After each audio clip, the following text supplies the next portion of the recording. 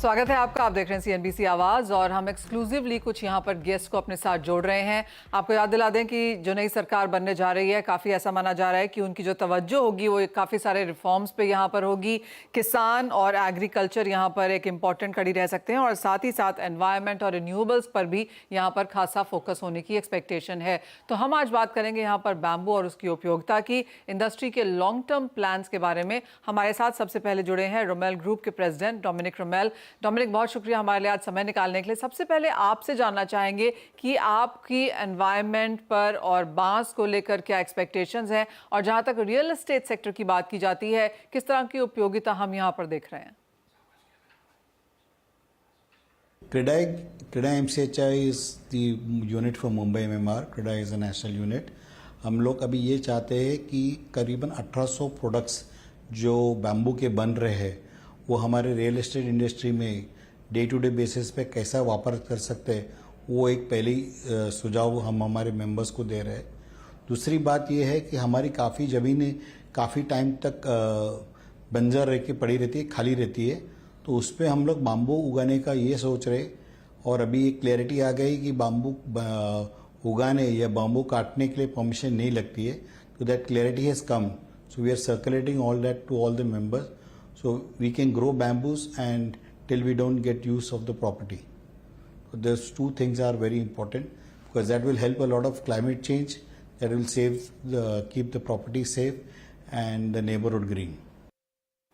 जी Dominic, जैसे आपने कहा क्रेडाई के जरिए से भी आप यहाँ पर काफ़ी सारे ग्रीन इनिशिएटिव्स ले रहे हैं। आपसे ये भी जानना चाहेंगे कि लोगों में बैम्बू और उसके प्रोडक्ट्स को लेकर एज ऑफ नाउ किस तरह की एक्सेप्टेबिलिटी है? हाँ, काफ़ी मेरी कॉस्टिंग तो मुझे ज़्यादा दिखती नहीं है। It is a matter of production. Once a lot of अभी कैसे बहुत यूनिक प्लेयर्स है ये मार्केट में, जैसी प्रोडक्शन कंजम्पशन बढ़ेगी तो प्रोडक्शन की कॉस्ट ऑटोमेटिकली कम होंगी। तो मेरे ख्याल से इट्स एन इनिशिएटिव जहाँ पे अभी जैसे अभी सबको मन में ये था कि प्लैटिनम रेटेड बिल्डिंग IGBC की करने से बहुत महंगाई बढ़ती है, पर I have as a group हम लोग ने 2017 में किया था, तो cost is not much but the benefits we are giving back to nature and the end customer, उसमें काफ़ी ज़्यादा आपको उसका फ़ायदा मिलता है। तो it's only matter of time where जहाँ पे बाम्बू की फर्नीचर वापरने लगेंगे और उसकी जैसी प्रोडक्शन बढ़ेगी, उसकी कॉस्ट और कॉम्पिटिशन दोनों कम आ जाएगी। तो क्लियरली जैसे आपने कहा एक्सेप्टेबिलिटी है, अंडरस्टैंडिंग भी यहाँ पर है और काफ़ी कुछ काम भी किया जा रहा है। तो अगर एक फॉरवर्ड लुकिंग स्टेटमेंट्स आपसे लेना चाहें डोमिनिक, तो आने वाले 5 साल में आपको क्या लगता है किस तरह का बदलाव देखने को मिलेगा एनवायरनमेंट फ्रेंडली रॉ मटेरियल्स की तरफ एंड स्पेशली बैम्बू के हिसाब से? Manisha, giving a number will be difficult, frankly speaking, but starting the initiative and implementing it within the 2 or 3 years, because it is जैसी बात है, हर इंसान को जूनी आदतें बदलना काफ़ी मुश्किल काम है, पर इनको नया प्रयोग सिखाना काफ़ी डिफ़िकल्ट होती है। पर जैसे एक बार प्रयोग का इस्तेमाल होने लगा और इसकी बेनिफिट्स दिखती है एंड कस्टमर को, तो मेरे ख्याल से परिवर्तन आ जाएंगी। But it is a matter of time, within 2 to 3 years we will find usage of recycled materials and bamboo materials much more than what we would actually use for other things. Alright Dominic, साथ ही साथ नई सरकार बनने जा रही है और क्लियरली काफ़ी सारे रिफॉर्म्स हम बहुत सारे सेक्टर्स में आता हुआ देखेंगे। इस तरफ आपको क्या लगता है, क्या करने की ज़रूरत है और सरकार से किस तरह की सपोर्ट की आपको उम्मीद है?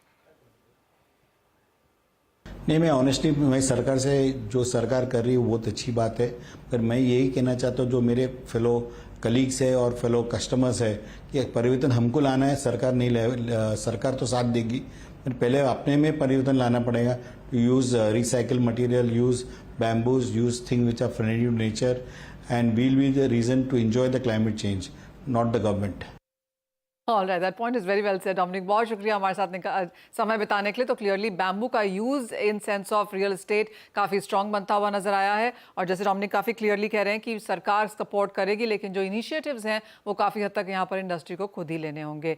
लेकिन इसी के साथ एक छोटे से ब्रेक के लिए रुकेंगे। जब लौटेंगे तो बात करेंगे कि ऑर्गेनिक फार्मिंग को लेकर इस वक्त यहाँ पर इंडिया में किस तरह की पहल है।